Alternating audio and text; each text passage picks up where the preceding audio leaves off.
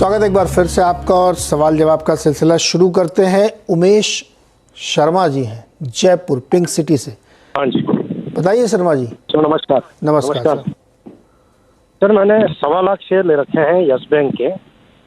मेरा buying rate है 14.5 rupees और मेरा जो टाइम हॉरिजन है वो 2030 तक है, 2030 तक।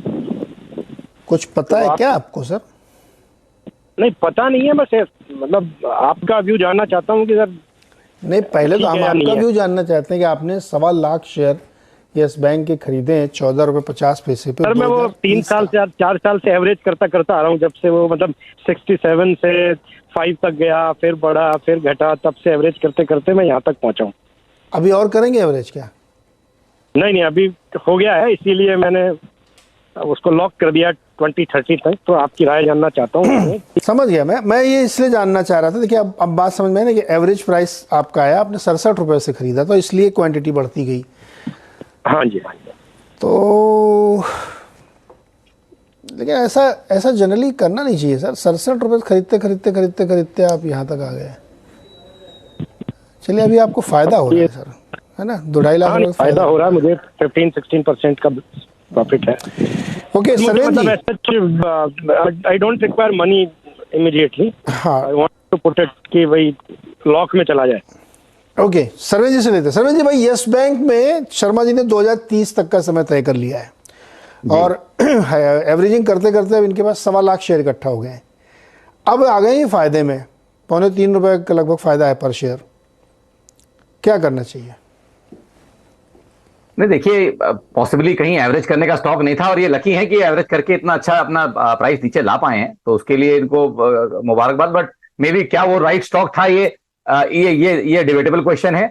बट मैं इनको यही पूछूंगा कि इस पैसे पे कितना कमाना चाहते हैं 2030 तक? ये 6-7 साल में कितना पैसा कमाना चाहते हैं? इसके ऊपर कितने % रिटर्न चाहिए इनको? नहीं, सच कमाना तो पता नहीं, क्योंकि कमाना तो देख नहीं रहा, लेकिन ये है कि एक जितना एफडी में मिलता रहे उतना मिल जाना चाहिए 7-8 ईयर्स में। तो फिर सर आप फिर रिस्क क्यों लेंगे? अगर आपको एफडी के ही रिटर्न चाहिए तो आप सीधा एफडी में ही डालिए ना पैसा। शेयर बाजार में आता है तो मिनिमम मैंने बताया, मैक्सिमम तो एक कहाँ जाएगा हम नहीं जानते ना। इसीलिए आप लोगों से राय ले रहे हैं कि आप क्या लगता है। ट्रेड में उतरने के पहले ट्रेड में उतरने के पहले एटलीस्ट आपको अपना एक होराइजन क्लियर होना चाहिए कि आप बाजार से आप एक्स्ट्रा कमाना चाहते हैं, तो आप बाजार से एफडी रेट से कितना एक्स्ट्रा आप कमाना चाहते हैं? इसमें कितने % एक्स्ट्रा आप कमाएंगे? सच कोई टारगेट नहीं है कि इतना कमाना चाहते हैं, लेकिन ठीक है, मतलब जो मुझे लगता है कि डबल ट्रिपल तक के चांसेस तो इसमें होने चाहिए 2030 तक। ठीक है, तो आप कहते हैं कि 7 साल में अगर ट्रिपल, इसको 7 साल में इसको तकरीबन 3 गुना होना चाहिए, करेक्ट? क्योंकि ये पिछले 6-8 महीने पहले एक बार इसने 24.5 का अपर टच किया था। तो मैं वही बोल रहा हूँ, then why only Yes Bank? मतलब फिर खाली यस बैंक क्यों है? नहीं सरवेन जी, वो तो सरवेन जी एक मिनट सरवेन जी, चूंकि उन्होंने 67 में खरीद लिया था तो बाय डिफॉल्ट बाय कंपल्शन उनको एवरेज करना पड़ा। हाँ नहीं, मैं वही बोल रहा हूँ, रिसर्च नहीं थी। यही पैसा बहुत अच्छे और शेयर रहेंगे जिनमें यही पैसा डाल सकते हैं और पॉसिबली इससे ज्यादा रिटर्न भी बन सकता है। इसके लिए मैंने बोला why only Yes bank. But ठीक है, अब ये ट्रेड में है तो मेरे हिसाब से ट्रेड में बने रहें। कॉस्ट के आसपास डेफिनेटली इनको स्टॉप लॉस रखना चाहिए अब यहाँ पे। और मेरा मानना यह है कि ये स्टॉक एक मोटा मोटी रेंज में फंसा है लास्ट 2-2.5 साल से, और वो रेंज उसको ऊपर में 25-26 के ऊपर ले जाने देती नहीं है। आप अगर देखेंगे तो 25 के ऊपर गया नहीं है, जाके टिक नहीं पाता है 25 के ऊपर। एक दो दिन गया था, बट 25 के बहुत ज्यादा ऊपर टिकता नहीं है। सो थॉट यही है कि 25 से इनफैक्ट वापस आ गया था। तो थॉट यही है कि मोटा मोटी यही रेंज रहेगी इसकी 15 से 25 तक। जब तक इस रेंज को ब्रेकआउट नहीं कर पाता है तब तक आई थिंक मुश्किल रहेगी स्टॉक के लिए परफॉर्म करना। मेरी राय इनको ये रहेगी कि जो नीचे के क्वांटिटी इन्होंने ली है, क्योंकि इनका एवरेज नीचे आया है, जो नीचे की इन्होंने क्वांटिटी ली है वो ये 24-25 की रेंज अगर आती है और वहां पे अगर लगता है कि नहीं ब्रेकआउट कर पा रहा है तो मेरे हिसाब से दोबारा राय ले लें और जो नीचे की इन्होंने ली हुई स्टॉक्स हैं वो उनको 24-25 बुक करना चाहिए, ऐसा मेरा मानना है। 60 वाला शेयर। सरवेन जी सुनो, इतना अनिश्चितता है तो क्यों इतना झंझट में पड़े?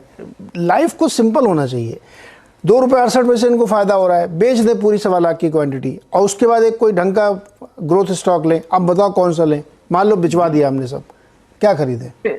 हाँ तो नहीं, अभी फिलहाल ट्रेड मेरे हिसाब से अभी कॉस्ट पे स्टॉप लॉस रखेंगे तो मेरे ख्याल से 21-22 तक की जगह है स्टॉक में, तभी निकले। मतलब 21-22 की तो जगह है ही, 24-25 तो ये एक सपना है कि भाई 24 तक एक ही बार गया था, इसके फिर क्या लें, ये तो बताओ आप। 2-2.5 साल में 21-22 तक तो जाता ही है, तो वहां पे जब जाए तो मेरे हिसाब से डेफिनेटली दोबारा कॉल लें या प्रॉफिट बुक कर लें नीचे के क्वांटिटी में। और कोई आइडिया जिस पर वो डिप्लॉय करें दोबारा? देखिए आई थिंक अभी तो मेरे पास इमीडिएटली ऑफ हैंड जिस तरह का इनको रिटर्न चाहिए उस तरह का कोई स्टॉक सामने नहीं है, बट डेफिनेटली बाद में फोन करेंगे तो इनको दिया जा सकता है। ओके, तो जो ये पूरी स्थिति बनी है ना उमेश शर्मा जी, आप बहुत लकी आदमी हैं कि आपने इतनी भयानक एवरेजिंग की, 67 से खींच के आप इसको लाए 14 रुपये तक एवरेज किया और आप 2.5 रुपये के पर शेयर पे फ़ायदे पे आ गए। ये आप बहुत लकी इंसान हैं, ये आप ध्यान रखिएगा। अदरवाइज जनरली ऐसे में लोगों को भारी नुकसान होता है। तो अब आप इस पर बहुत स्ट्रिक्ट स्टॉप लॉस रखिएगा और जब आपको लगे कि अब पेशेंस लूज हो रहा है तो आप उसको बेच दीजिएगा। बहुत सारे आइडियाज़ हैं, 6000 स्टॉक लिस्टेड हैं, तो उस पर डालिएगा। अभी ज़बरदस्ती कि नहीं मेरे को यस में ही कमाना है, कोई मतलब नहीं, इतना रिस्क क्यों लेने का जब इससे इजी आइडिया मिलेंगे। तो आप फिर से दोबारा कभी फ़ोन करिएगा तो अच्छा कोई स्टॉक होगा अगर रडार पे सरवेन जी के, तो आपको सुझाया जाएगा। लेकिन फ़िलहाल इसमें आप स्टॉप लॉस के साथ ही ट्रेड करें और कभी जिद मत करिए कि मुझे कोई एवरेज कर करके इसको नीचे लेके आना। By chance you are lucky, that's were in profit. चलिए खैर, आज का शो यहीं पे ख़त्म करते हैं। सरवेन जी बहुत बहुत शुक्रिया।